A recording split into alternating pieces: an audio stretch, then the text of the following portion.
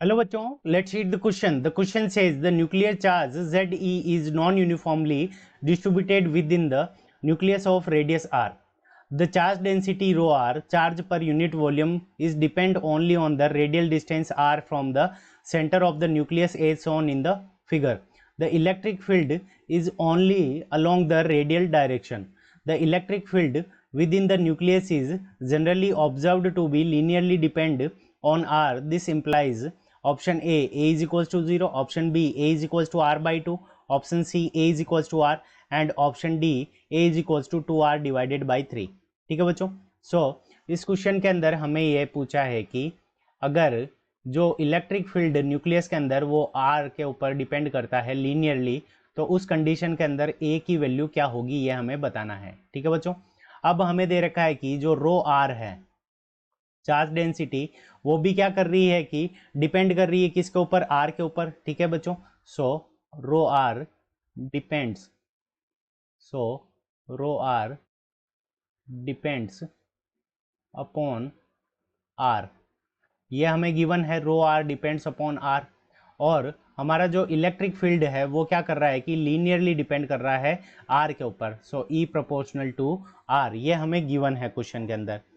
अब देखो हम क्या मान सकते हैं कि न्यूक्लियस को, इस क्वेश्चन को करने के लिए की कंसेप्ट के अंदर हमारा जो न्यूक्लियस है इसको नॉन कंडक्टिंग स्फीयर मान सकते हैं.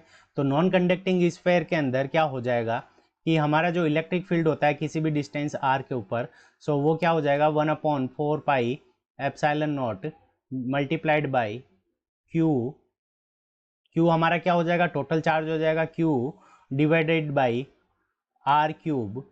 Q divided by r cube. R क्या हो गई, कैपिटल आर रेडियस हो गई और आर हमारी डिस्टेंस हो गई. ठीक है बच्चों. तो यहाँ पे हमारे पास में ये वैल्यू आ गई ई की value.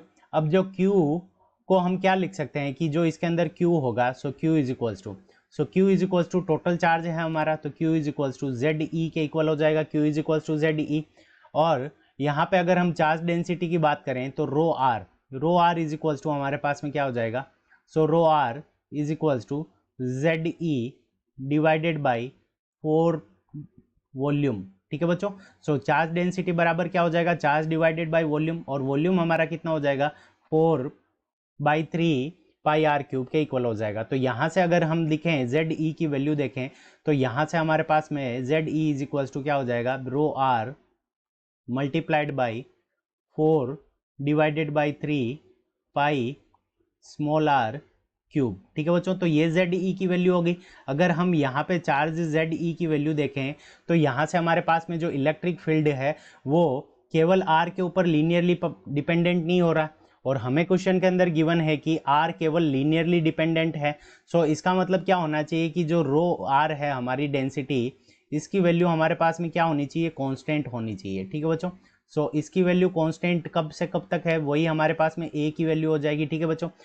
A is equals to जब हमारा आर के इक्वल है तो उस कंडीशन के अंदर हमारी जो रो की वैल्यू है वो डी मैक्सिमम के इक्वल हो रही है और यहाँ पे ये कांस्टेंट हो रही है. तो इस कंडीशन के अंदर जो ए हमारा होना चाहिए, ए इज इक्वल्स टू क्या होना चाहिए, आर होना चाहिए. तभी इस कंडीशन के अंदर जब हमारा यहाँ पे Q की वैल्यू कांस्टेंट हो जाएगी, आर क्यूब की वैल्यू कांस्टेंट हो जाएगी, और इस कंडीशन के अंदर हमारा जो E है वो प्रोपोर्शनलिटी हो जाएगा, लीनियरली प्रोपोर्शनल हो जाएगा किसके, R के ऊपर. ठीक है बच्चों. A is equals to r की कंडीशन के अंदर रो हमारा कांस्टेंट हो जाएगा और उस कंडीशन के अंदर हमारा जो E है इलेक्ट्रिक फील्ड वो R के लीनियरली प्रोपोर्शनल हो जाएगा. अब A is equals to r हमें कौन से ऑप्शन के अंदर गिवन है, ऑप्शन सी के अंदर गिवन है.